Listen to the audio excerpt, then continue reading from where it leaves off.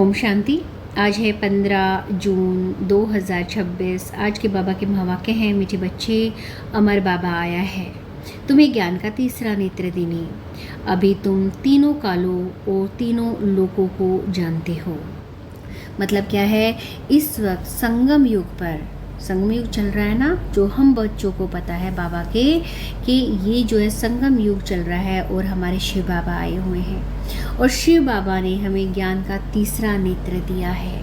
क्या ज्ञान दिया है कि अपने आप को आत्मा समझो, और जिससे उन्होंने हमें तीनों कालों के बारे में बताया है, आदि मध्य अंत। बाबा ने हमें पूरे 5000 वर्ष का जो पाठ है वो समझाया है कि कैसे शुरुआत होती है, कैसे फिर बीच का समय आता है, भक्ति मार्ग आता है और कैसे कलयुग आता है। इसलिए अब हमें तीनों कालों के बारे में पता है, आदि के बारे में पता है जो शुरुआत का है, मध्य के बारे में, और अब अंत मतलब कलयुग के बारे में हम बच्चे सब कुछ जानते हैं। प्रश्न है, रूहानी बाप रूहों को वर्षा किस आधार पर देते हैं? मतलब क्या है, जो हमारे शिव बाबा हैं, हम बच्चों को, मुझे, आपको, मतलब किस आधार पर आगे सतयुग का जो है वर्षा देते हैं कि हम सतयुग में महाराजा राम महारानी बन सकें। तो क्या वर्षा देते हैं बाबा? उत्तर है पढ़ाई के आधार पर। जो बच्चे अच्छी रीति पढ़ते हैं, देह अभिमान को छोड़ देही अभिमानी रहने का पुरुषार्थ करते हैं, उन्हें ही बाप का वर्षा मिलता है। लौकिक बाप सिर्फ बच्चों को वर्षा देते हैं, लेकिन पारलौकिक बाप का संबंध रूहों से है, इसलिए रूहों को वर्षा देते हैं। मतलब क्या है, रूहानी बाप हमें जिस आधार पर वर्षा देते हैं वो है पढ़ाई। कौन सी पढ़ाई? राजयोग, है ना, और रोज़ की डेली बेसिस पे मुरली। ये जो पढ़ाई है इसके आधार पर बाबा हमें क्या देते हैं? वर्षा देते हैं। और बाबा कहते हैं जो बच्चे अच्छी रीति पढ़ते हैं, अपने शरीर घमंड में नहीं रहते और अपने आप को आत्मा समझकर बाबा को याद करते हैं, बाबा उन बच्चों को क्या देते हैं? वर्षा देते हैं, सतयुग में उच्च पद पाने का अधिकारी बनाते हैं। गीत है भोलेनाथ से निराला। कौन सा गीत है? भोलेनाथ से निराला। ओम शांति। रूहानी बच्चे रूहानी बाप से अमर कथा सुन रहे हैं इस मृत्यु लोक से अमर लोक में जाने के लिए। निर्वाण धाम को अमर लोक नहीं कहा जाता। अमर लोक जहाँ तुम अकाली मृत्यु को नहीं पाते हो, इसलिए उसको अमर लोक कहा जाता है। रूहानी बाप जिसको अमरनाथ कहा जाता है, ज़रूर अमर लोक में ले जाने के लिए मृत्यु लोक में कथा सुनाएंगे। 3 कथाएं भारत में भी मशहूर हैं, अमर कथा, सत्यनारायण की कथा, तिजरी की कथा। भक्ति मार्ग में तो तिजरी का अर्थ कोई समझते ही नहीं है। ज्ञान का तीसरा नेत्र सिवाय ज्ञान सागर अमर बाबा के कोई दे न सके। यह भी झूठी कथाएं सुनाते हैं। मीठे मीठे रूहानी बच्चे अब जान गए हैं कि हमको अब ज्ञान का तीसरा नेत्र मिला है, जिस तीसरे नेत्र से तीनों कालों तीनों लोकों को तुम जान चुके हो। मूल वतन, सूक्ष्म वतन, स्थूल वतन के आदि मध्य अंत को भी जान चुके हो। इसलिए बच्चे अपने को त्रिकालदर्शी भी समझते हैं। तुम मीठे मीठे बच्चों, बगैर सृष्टि में कोई त्रिकालदर्शी नहीं होता। तीनों कालों अर्थात सृष्टि के आदि मध्य अंत को नहीं जानते। मूल वतन, सूक्ष्म वतन, स्थूल वतन को बहुत जानते हैं, परंतु तीनों कालों के आदि मध्य अंत को कोई नहीं जानते। अब मीठे मीठे रूहानी बच्चे रूहानी बाप से सुन रहे हैं। हम उनके बच्चे बने हैं। एक ही बार तुम रूहानी बच्चों को रूहानी बाप मिला है। रूहों को पढ़ाते हैं और सब देह अभिमानी होने के कारण कहते हैं मैं यह पढ़ाता हूँ, मैं यह करता हूँ। देह अभिमान आ जाता है। अभी इस संगम पर रूहानी बाप आकर रूहानी बच्चों को कहते हैं तुम अच्छी रीति पढ़ो। बाप से हर एक बच्चा वर्षा लेने का हकदार है, क्योंकि अब रूहानी बच्चे होना मतलब सब क्या हैं, रूहानी बच्चे हैं। लौकिक संबंध में सिर्फ बच्चा वर्षे का अधिकार और हकदार बनता है। इस पारलौकिक संबंध में सभी बच्चों रूहों को वर्षा मिलता है। अमरनाथ की भी कथा सुनाते हैं। कहते हैं पार्वती को पहाड़ी पर कंदराव में जाकर कथा सुनाई। यह तो रॉन्ग है ना। अब तुम बच्चे जानते हो झूठ क्या है, सच क्या है। सच तो ज़रूर सच्चा बाबा ही सुनाएंगे। बाप एक ही आकर सच सुनाए सचखंड का मालिक बनाते हैं। तुम जानते हो इस झूठ खंड को आग लगनी है। यह तो कुछ देखने में आता है, यह नहीं रहेगा। समय बाकी थोड़ा है। यह शिव बाबा का ज्ञान यज्ञ है। जैसे लौकिक संबंध में भी बाप यज्ञ रचते हैं, कोई रूह यज्ञ रचते हैं, कोई गीता यज्ञ, कोई रामायण यज्ञ रचते हैं। यह है शिव बाबा व रुद्र ज्ञान यज्ञ। यह अंतिम यज्ञ है। तुम जानते हो हम अमरपुरी में अब जा रहे हैं। बाकी थोड़े मिनट का अब रास्ता है। कोई भी मनुष्य को यह पता नहीं है। वह तो कह देते हैं मृत्यु लोक से अमर लोक में जाने के लिए 40,000 वर्ष अभी पड़े हैं। अमरलोक सतयुग को कहा जाता है। तुम बच्चों को अभी बाबा सम्मुख बैठ अमर कथा, तिजरी की कथा, सत्यनारायण की कथा सुना रहे हैं। भक्ति मार्ग में क्या क्या होता है वह तो देखो। भक्ति मार्ग का कितना विस्तार है। जैसे झाड़ का बड़ा विस्तार होता है, वैसे ही भक्ति का भी बड़ा कर्म कांड का झाड़ है। यज्ञ, व्रत, नेम, जप, तप आदि कितना करते हैं। इस जन्म में भक्त तो बहुत बैठे हैं। मनुष्य की वृद्धि होती रहती है। तुम भक्ति मार्ग में आए हो तब से दूसरे धर्म स्थापन हुए हैं। हर एक का अपने धर्म से कनेक्शन है। हर एक की रस्म रिवाज अलग है। भारत अमरपुरी था, भारत अब मृत्युलोक है। तुम आदि सनातन देवी देवता धर्म वाले थे, परंतु अब पतित होने के कारण तुम अपने को देवता कहला नहीं सकते। यह तुमको भूल गया है कि हम 100 देवता थे। जैसे कहते हैं क्राइस्ट ने हमारा धर्म स्थापन किया तो हमारे क्रिश्चियन चले आए हैं। ऐसे नहीं कि यूरोपियन धर्म के हैं। वैसे तुम हिंदुस्तान में रहने वाले अथवा भारत में रहने वाले देवी देवता धर्म के हो, परंतु अपने को देवता कहला नहीं सकते। समझते हो हम तो पापी, नीच, कंगाल, विकारी हैं। भक्ति मार्ग में मनुष्य दुखी होते हैं तो भारत को ही पुकारते हैं। यह सिर्फ तुम ब्राह्मण बच्चे ही जानते हो कि जिस बाप को पुकारते आए हैं वह हमको बेहद का वर्षा देने के लिए अमर कथा सुना रही हैं। हम अमरपुरी के मालिक बनने वाले हैं। अमरपुरी को स्वर्ग कहा जाता है। तुम कहेंगे हम स्वर्गवासी बनने के लिए पुरुषार्थ कर रहे हैं। कलयुग में मनुष्य मरते हैं तो कहते हैं स्वर्गवासी हुआ। अब उनसे कोई स्वर्ग में जाने के लिए पुरुषार्थ थोड़े ही किया। तुम तो पुरुषार्थ करते रहे हो अमरपुरी वैकुंठ में जाने के लिए। पुरुषार्थ कराने वाला कौन? अमर बाबा, जिसको अमरनाथ भी कहा जाता है। इस यज्ञ को पाठशाला भी कहा जाता है। दूसरे कोई पाठशाला को यज्ञ नहीं कहा जाता। यज्ञ अलग रचे जाते हैं जिसमें ब्राह्मण लोग बैठ मंत्र पढ़ते हैं। बाप कहते हैं यह तुम्हारा कॉलेज भी है, यज्ञ भी है, दोनों इकट्ठे हैं। तुम जानते हो इस समय यज्ञ से विनाश ज्वाला प्रज्वलित हुई है। इसमें सारी दुनिया स्वाहा हो जानी है, फिर नई दुनिया बननी है। इसका नाम ही है महाभारी महाभारत लड़ाई। इस जैसी लड़ाई और कोई होती नहीं। कहते हैं युद्ध में मुसलों से लड़ाई हुई। तुम्हारे साथ लड़ाई तो है नहीं। इसको महाभारत लड़ाई क्यों कहते हैं? भारत में तो एक ही धर्म होता है ना। मौत तो बाहर है, यहाँ लड़ाई की तो बात नहीं है। बाप समझाते हैं तुम्हारे लिए नई दुनिया चाहिए तो ज़रूर पुरानी दुनिया का विनाश होगा।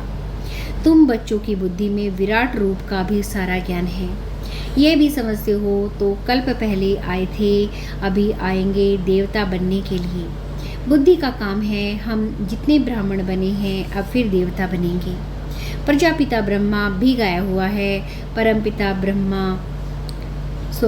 परमपिता परमात्मा ब्रह्मा द्वारा मनुष्य सृष्टि रचते हैं, इसलिए ब्रह्मा को प्रजापिता कहते हैं। परंतु कैसे कब रचते हैं यह कोई नहीं जानते। क्या शुरू में मनुष्य नहीं है जिसको रचते हैं? बुलाते ही हैं पतित पावनाओ। तो जब मनुष्य पतित होते हैं तब तो बाप आते हैं। दुनिया को बदलना है, तुमको बाप नई दुनिया के लायक बनाते हैं। अभी सब तमो प्रधान पुरानी दुनिया में हो, फिर सतो प्रधान बनना है। बाप ने समझाया है हर एक मनुष्य मात्र को हर चीज़ को सतो रजो तमो में आना होता है। दुनिया नई से पुरानी ज़रूर होती है, मतलब जो सतयुग से कलयुग ज़रूर आता है। कपड़ा भी नया पहनते हैं फिर पुराना होता है। तुमको ज्ञान मिला है, सच्ची सत्यनारायण की कथा अभी तुम सुन रहे हो। गीता है सर्वशास्त्रमयी शिरोमणि, बाकी है उनके बाल बच्चे। जैसे ब्रह्मा की वंशावली वैसे गीता है मुख्य। ऊंच ते ऊंच माँ बाप, बाकी हैं बच्चे। अभी माँ बाप से वर्षा मिल सकता है, बाकी कितने भी शास्त्र बड़े कुछ भी करे वर्षा मिल ना सके। मतलब हमें वर्षा किससे मिलेगा? सिर्फ शिव बाबा को याद करने से मिलेगा। करके जो शास्त्र पढ़ते हैं उनकी बहुत कमाई होती है। वह तो हो गया अल्पकाल के लिए। यहाँ तुम बच्चे सुनते हो तो कितनी कमाई करते हो 21 जन्मों के लिए। विचार करो, वह एक सुनाएंगे सब उसको पैसा देंगे। मतलब आजकल हम देख रहे हैं ना, जगह जगह गुरु जो है कथा सुनाते हैं, उनको उसके बदले क्या मिलते हैं? पैसे मिलते हैं। लेकिन अगर हम बाबा को याद करेंगे तो हमें क्या मिलेगा? 21 जन्मों का वर्षा मिलेगा, 21 जन्मों की बादशाहत मिलेगी। यहाँ बाप तुम बच्चों को सुनाते हैं, तुम 21 जन्म के लिए कितने साहूकार बनते हो, वहाँ सुनाने वाले की जेब भरती है। भक्ति आदि करना प्रवृत्ति मार्ग वालों का काम है।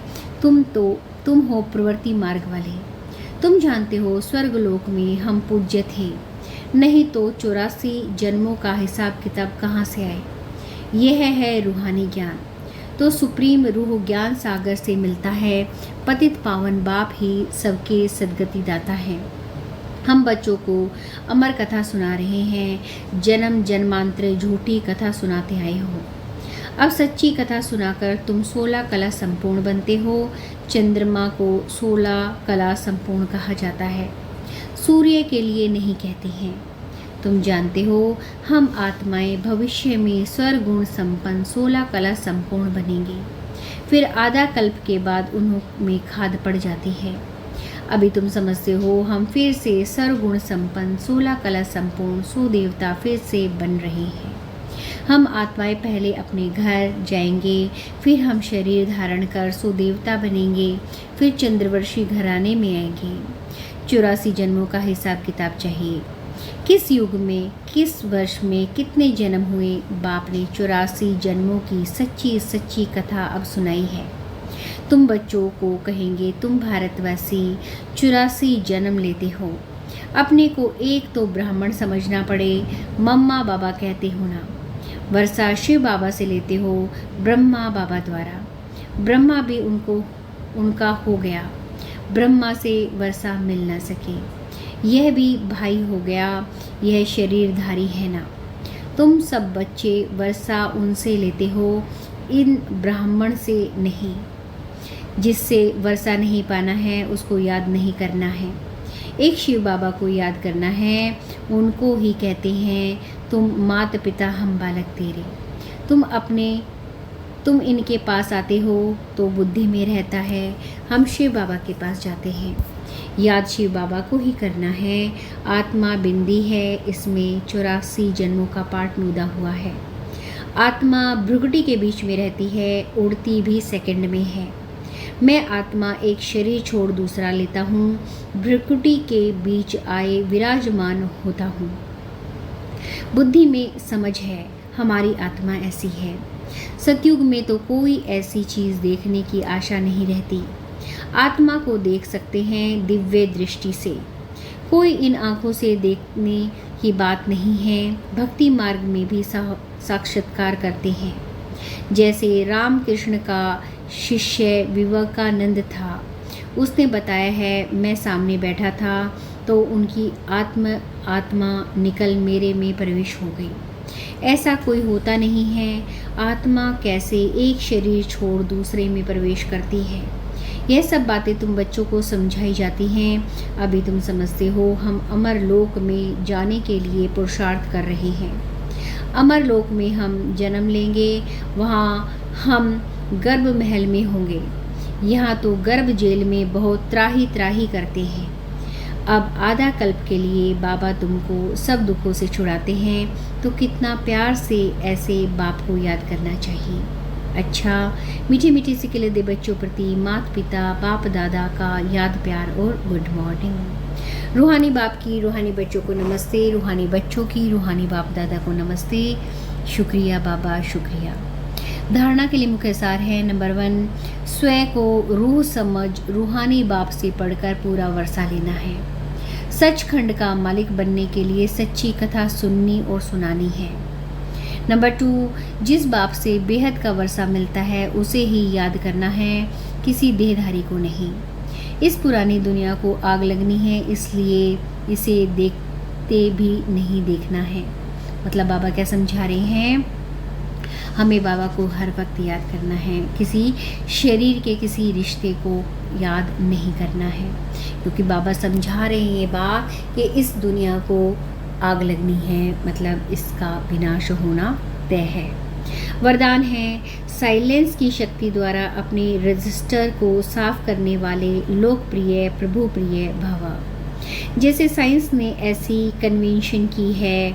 इन्वेंशन की है जो लिखा हुआ सब मिट जाए। मतलब इन्वेंशन मतलब आविष्कार किया है कि जो लिखा हुआ है वो सब मिट जाए, मालूम न पड़े। ऐसे आप साइंसलेस की शक्ति से अपने रजिस्टर को रोज साफ करो तो प्रभु प्रिय व देवी लोकप्रिय बन जाएंगे।